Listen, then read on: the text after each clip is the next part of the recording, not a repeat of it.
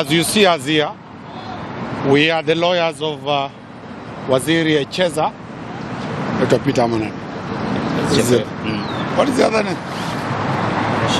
Rashid. Sorry, let's start. As we are here, we are lawyers of Rashid Echesa, former minister in the former government. We can confirm that one Rashid Echesa was arrested yesterday. He was summoned to go to the regional CID offices yesterday in the morning. As a law-abiding citizen, Rashid Echesa went to the regional DCI headquarters in Nairobi area. He was told that he has been arrested. He was told that the reasons for his arrest was that he had faked his kidnapping. There was a video circulating in social media where Rashid Echesa is kidnapped, he is handcuffed, and they told him that he stage managed that handcuff. A critical analysis of that video shows that Echesa is handcuffed. Standing next to Echesa is the governor of Kakamega. He is there, and there are other bodyguards. What if Echesa kidnapped himself? What was the governor doing there? What was he doing there? He's not a policeman, and therefore Echesa, after being kidnapped, he went and reported this matter to the police. He recorded an OB. Instead of the police investigating Echesa's complaint, Echesa was arrested yesterday. He has not been arraigned in court. It is beyond 24 hours since Echesa was arrested. Today is a working day. The police have simply detained him so that they'll continue detaining him until Tuesday next week. Echesa will have stayed behind police bars for more than 8 days. Number two, when we got wind that Rashid Echesa is here, we have been denied access. We have not had a chance to see our client, contrary to the provisions of the Constitution. We have been told by the police here at Muthaiga Police Station that there are very clear instructions from the DCI headquarters that anybody who wants to see Echesa, whether a wife, whether a child, whether a parent, whether a lawyer, should go to seek permission from the DCI headquarters. This is against the law. This is contrary to a democracy. We have told the police that we shall sue the police by their names, not by the office of the Inspector General of Police. Any police officer who has detained Echesa unlawfully by denying him access to the advocates, we shall sue him in person by their own name and rank. We are back in the dark ages where people could be arrested, kept incognito, and Echesa could have disappeared. We are not even aware whether the information we got, whether indeed he's here or is dead. We don't know, because as lawyers, we cannot confirm that Echesa is alive. All I'll say, I did communicate with Echesa. He has been tortured heavily.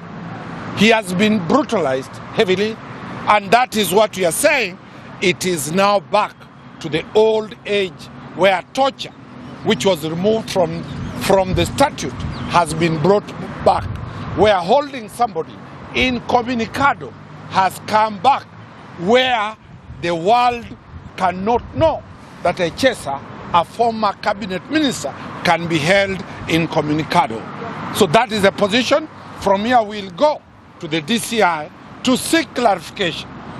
Who has detained Rashid Echesa?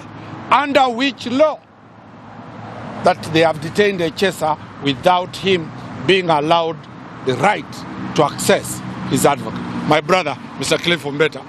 The dark days that we are talking about are now back with us.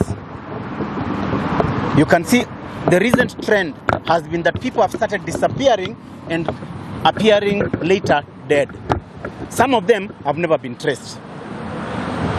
Remember, the president said clearly that the days of detaining people and extrajudicial killings are over.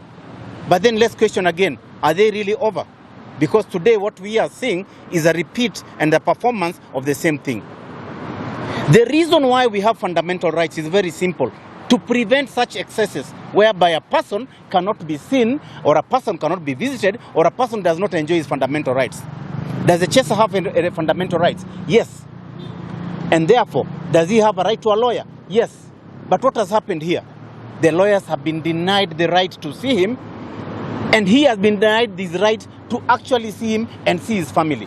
His family cannot see him. He cannot be visited. We don't know whether he needs food, whether he needs medication. Actually, we do not know whether he's alive. Is there a reason as to why they are preventing him from being seen? Do they want so that the injuries that he has suffered as a result of the torture to heal? Why are they going to keep him for 7 to 8 days? Is there something that they are preventing? This is the old days tricks, whereby you are injured, you are hurt, and then they let you heal and they say there are no marks. Remember, it is also unlawful for you to take an order from your senior officer unlawfully and follow it up. You are supposed to deny or refuse an unlawful order. So when these policemen here in Muthaiga police station, fearing the DCI, are told do not allow these people to see the client, then somebody must pay the price. It's those days of hiding the issue behind the police force and saying, oh, it is the police, it's the government, take us to court, are over. We are taking the names of each and every officer, the ones who have booked him in the OB, the ones who are here currently, so that we know who is ultimately responsible for the unlawful order. Here, straight away, we go there.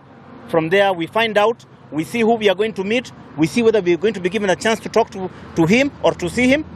But remember, if he was arrested yesterday, 24 hours later he has not been taken to court. His fundamental rights have been curtailed. So why do they want to keep him until Tuesday? Can that be fair? Something is wrong with the with the justice process in this country. It has to stop. Any question? It is said that he stage managed his kidnapping or his abduction. And we have provided the tape of what he is alleged to have committed. It is not humanly possible that anybody can abduct himself, handcuff himself, then he is captured by video with the governor of Bungoma, of Kakamega being present. It can't be possible. That is what we are saying. This is trying to sanitize an offense that was likely to have been committed. Had that tape clip not come out, Echesa was supposed to have been killed. And that's what we are worried. Because after the kidnap, Echesa was admitted for more than 4 days at Karen Hospital for treatment of the injuries that he received. When he's been arrested, he has been inflicted more injuries by the police. So, are we likely to see a dead body of Echesa coming out, or are we going to see somebody who has been completely disfigured? So that's the fear, and that's why we have called the nation, the whole country at large, that as everybody is going for Easter, kindly put Rashid Echesa to your prayers. We are seeking that the whole country turns it into a national day to pray for the life of Echesa, so that he can walk out free and he can be arraigned before any court of law in this country.